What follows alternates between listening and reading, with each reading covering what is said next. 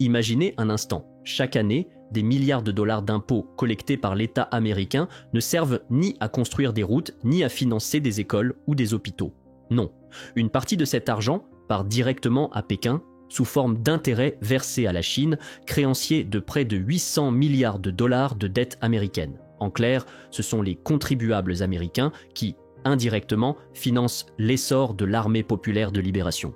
Et pourtant, tout cela se déroule dans l'ombre. Car si la population américaine prenait pleinement conscience de cette réalité, les réactions seraient explosives. Mais ce n'est que la surface. Aujourd'hui, l'économie américaine semble marcher sur un fil. Les inquiétudes autour d'une récession se multiplient. Les marchés financiers ont mal réagi aux droits de douane imposés par Donald Trump. Mais comme le répète son administration, la bourse, ce n'est pas l'économie. Trump, lui, ne regarde plus les marchés actions. Il suit désormais un indicateur bien plus stratégique, le marché obligataire. Et c'est précisément ce qui a motivé sa décision, mercredi dernier, de suspendre une partie des tarifs douaniers. Pourquoi ? À cause d'un chiffre passé presque inaperçu, le rendement des bons du Trésor à 10 ans. Ce taux est passé de 3,9% début avril à 4,39% à peine quelques jours plus tard, une hausse fulgurante pour une obligation de référence. Juste après l'annonce de la suspension des tarifs, la courbe s'est temporairement stabilisée avant de repartir à la hausse. À l'heure où nous enregistrons cette vidéo, le taux atteint déjà 4,45%, un simple pourcentage, pas exactement, ce chiffre en dit long sur les tensions profondes qui traversent l'économie américaine. Et c'est justement ce que nous allons décrypter aujourd'hui. Pourquoi cette remontée du taux inquiète autant ? Quel rôle joue la Chine dans tout cela ? Et surtout, cette guerre commerciale cache-t-elle une autre bataille, plus sourde, mais tout aussi stratégique ? Pour comprendre ce qui a poussé Donald Trump à faire marche arrière sur les tarifs douaniers, il faut regarder du côté du marché obligataire. C'est lui qui a dicté sa réaction. Lors d'une récente intervention, Trump l'a reconnu sans détour. Je regardais le marché obligataire. Il est très complexe, mais maintenant il est magnifique. Ce qu'il a observé en réalité, c'est une nervosité croissante. Et pas seulement chez les analystes ou les traders, même certains membres du Congrès commençaient à s'inquiéter. Mais surtout, pour Trump, le vrai tournant n'a pas été l'annonce de mercredi dernier. Il remonte à ce qu'il a appelé le Liberation Day, le jour où les États-Unis se sont, selon lui, libérés de tous les mauvais accords commerciaux. Une rhétorique martiale portée par le soutien de ses alliés républicains au Congrès. Pourtant, en coulisses, un autre signal retentissait. La hausse des rendements obligataires, souvent perçue comme un prélude à une récession. Alors, pour bien saisir ce qui est en jeu ici, un petit détour s'impose. Comment fonctionne une obligation d'État américaine ? Prenons un exemple simple. L'État fédéral, que l'on surnomme souvent Oncle Sam, a besoin d'argent. Il émet donc une obligation. Ce titre contient 3 éléments clés. D'abord, sa valeur faciale, disons $100. Ensuite, sa durée, 10 ans par exemple. Enfin, son taux d'intérêt, ici fixé à 5%. Concrètement, cela signifie que chaque année, l'investisseur recevra $5 pendant 10 ans. Puis, à l'échéance, il récupérera les $100 initiaux. Mais que se passe-t-il si, au bout d'un an, cet investisseur a besoin de liquidité et souhaite vendre son obligation ? Il devra la céder sur le marché secondaire. Et c'est là que le jeu s'intensifie. Imaginons que de nouvelles obligations viennent d'être émises avec un taux à 6%. Son obligation, avec seulement 5% de rendement, devient moins attractive. Pour compenser, il devra baisser son prix de vente, par exemple à $83. Ainsi, l'acheteur potentiel bénéficiera bien d'un rendement équivalent à 6%, malgré le coupon de $5. Ce qu'il faut retenir ici, c'est la relation inverse entre le prix des obligations et leur rendement. Si les investisseurs vendent massivement leurs obligations, leur prix baisse et les rendements montent. Et à l'inverse, lorsqu'ils achètent en masse, les rendements chutent. Or, en ce moment, les rendements montent. Et cette tendance persistante inquiète, car elle signale que de nombreux investisseurs délaissent les obligations américaines. Et ça, dans une économie aussi dépendante de l'endettement que celle des États-Unis, c'est un signal d'alerte. Pourquoi cette hausse des rendements inquiète-t-elle autant ? Tout simplement parce que, historiquement, elle annonce souvent une récession. Et les données actuelles ne font que renforcer cette crainte. Mais ce n'est pas tout.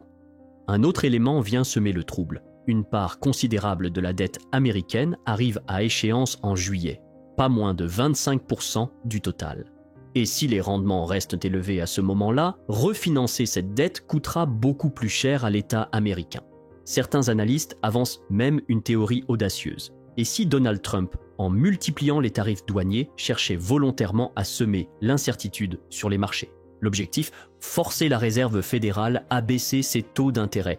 Car même si les taux directeurs de la Fed et ceux du marché obligataire ne sont pas parfaitement corrélés, ils restent étroitement liés. Quand la Fed baisse ses taux, ceux des bons du Trésor suivent souvent la même trajectoire. L'idée de Trump était donc simple, pousser la Fed à agir avant juin, moment critique où une grande partie de la dette devra être refinancée. En abaissant les taux, le Trésor aurait pu emprunter à moindre coût et ainsi réduire le poids des intérêts à venir. Mais le plan ne s'est pas déroulé comme prévu. Trump a imposé de nouveaux tarifs, les marchés boursiers se sont effondrés, et là où d'habitude une chute des actions entraîne une ruée vers les obligations, ce qui ferait baisser les rendements, cette fois les rendements ont continué à grimper. C'est là qu'une autre hypothèse est apparue. Et si la Chine jouait un double jeu, le Parti communiste chinois détiendrait environ 100 milliards de dollars de la dette américaine sur un total de 800 milliards. Et certains pensent qu'il aurait commencé à vendre massivement ses obligations, précisément pour empêcher les taux de baisser. En clair, saboter la stratégie de Trump. Kimball Musk, le frère d'Elon Musk, fait partie des figures publiques qui défendent cette théorie. Selon lui, Pékin aurait un intérêt stratégique à maintenir les taux élevés jusqu'à fin mai, période clé pour le refinancement de la dette américaine. Mais cette vision, aussi séduisante soit-elle, ne résiste pas totalement à l'analyse. Car pendant ce temps-là, le yuan chinois est lui aussi en chute libre. Or, si la Chine revendait réellement ses obligations américaines, elle devrait réinvestir cet argent ailleurs, ce qui aurait pour effet de soutenir sa propre monnaie. Ce n'est pas le cas. Autre élément troublant, Kimball Musk a des intérêts directs en Chine via Tesla. Et comme le disait si bien Charlie Munger, « Montre-moi les incitations, je te montrerai les résultats ». En vérité, les données actuelles ne prouvent pas que la Chine vend activement ses bons du Trésor. Et si elle le faisait, elle affaiblirait sa propre position en renforçant artificiellement sa devise. Pour l'instant, aucune donnée officielle ne permet de trancher, et même si le Parti communiste chinois décidait de vendre, il ne détient qu'à peine 2 à 3% de la dette totale américaine, un chiffre marginal par rapport au véritable poids lourd de ce marché. Car oui, les plus gros détenteurs de la dette américaine ne sont pas étrangers. Ce sont des fonds spéculatifs américains, souvent très exposés aux marchés financiers et utilisant un levier énorme pour maximiser leurs gains. Lorsque les marchés actions chutent, ces fonds sont forcés de liquider rapidement des actifs, et les obligations sont alors les premières à être vendues pour récupérer du cash. C'est donc très probablement cette dynamique interne propre aux marchés américains qui alimente la hausse actuelle des rendements, et non une manœuvre orchestrée depuis Pékin.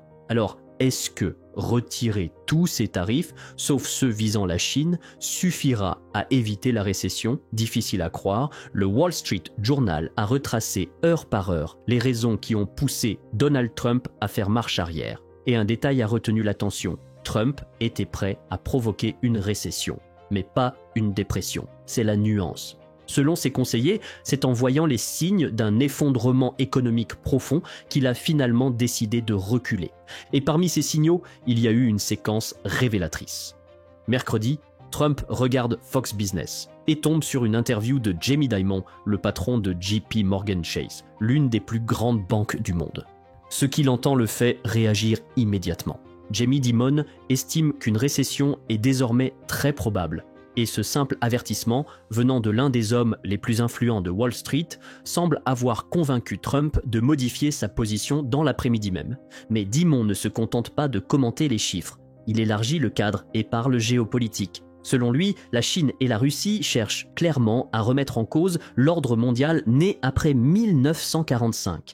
Et dans ce contexte, les États-Unis ne peuvent pas se permettre d'affaiblir leurs alliés commerciaux. Pour Dimon, l'objectif ne devrait pas être d'entrer en guerre économique avec tout le monde, mais au contraire de renforcer les partenariats avec l'Europe, le Japon, la Corée ou les Philippines. Il va même plus loin. Certaines industries stratégiques, comme les médicaments, doivent être protégées à tout prix. car dépendre de la Chine pour des éléments essentiels à la défense nationale, c'est courir un risque majeur. Et c'est là que la vision de Trump sur le Liberation Day prend tout son sens. Ce jour-là, il a annoncé des tarifs douaniers massifs contre pratiquement tous les pays, y compris les plus inattendus, même des territoires sans véritable production industrielle. Le problème, c'est que personne n'avait anticipé une telle ampleur, ni les marchés, ni les entreprises. Résultat, une incertitude massive. De nombreux projets d'investissement ont été suspendus.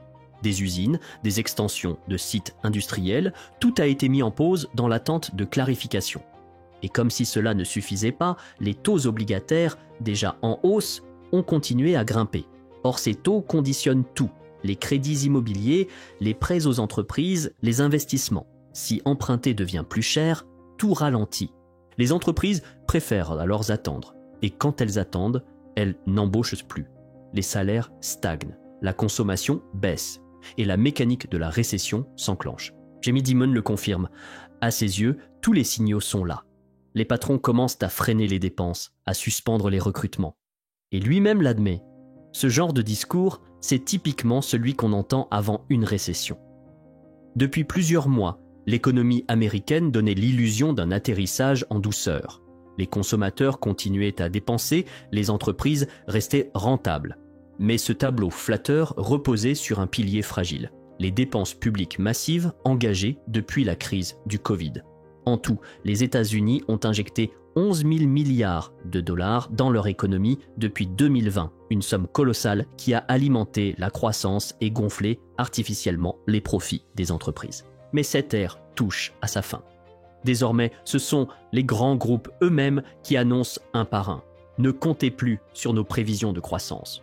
Beaucoup déclarent vouloir temporiser, suspendre leurs investissements et attendre que la situation économique se stabilise. Des décisions lourdes de conséquences car elles s'inscrivent sur le temps long. Certains attendent le nouveau projet de loi fiscale, espérant qu'il soit finalisé d'ici juillet. En attendant, les freins se généralisent. Les économistes, eux, commencent à s'accorder. Le ralentissement est déjà en marche. Et bien sûr, si ce genre d'analyse vous intéresse, pensez à vous abonner pour ne rien manquer. On continue de décrypter, sans filtre, ce qui se joue vraiment derrière les grandes manœuvres économiques mondiales. Et votre avis nous intéresse. Croyez-vous que la Chine tente réellement de saboter la stratégie américaine ou que tout cela est le fruit du chaos intérieur aux États-Unis ? Partagez vos réflexions en commentaire.